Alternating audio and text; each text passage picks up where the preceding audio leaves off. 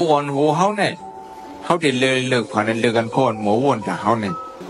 ใช่แล้วการเลิกคนให้ใช่แล้วการเลิกคนนั้นมีเงินหรือเปล่าใช่เรื่องไหนจะเลิกคนอันหมูวนจากเขานั้น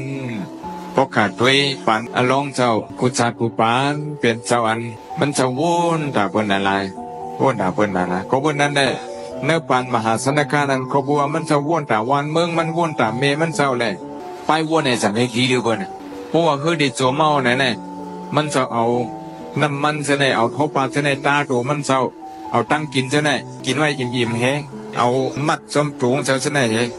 เพราะว่าเฮือจมหวานในก็มันจะไหนจึงมีตั้งกินเอาเนี่ยกินนั่งกินนั่งอีเห็นด้วยนั่งอีเนี่ย7 วันน่ะคนอันขาดตั้งกินจะไหนแต่เขาไปสร้างเนี่ยเขากูเนี่ยน่ะเขาก็ว่นด่าเขาก็อ้าวเขาเด็ดจมมาเขาได้ซึ่งเนี่ยผมว่นด่าเขาให้ว่นด่าเจ้าเขาก็self-centered thinkingเนี่ยว่นด่าตัวเขาไปก็ว่นด่าตัวเขาไว้เลยไปว่นก็มันเป็น creative thinking ก็เป็นนั่นแหละคำพองลุย1 ชั่วโมงคำพองลุยห่างวันคำพองลุย1 วันโจมกะ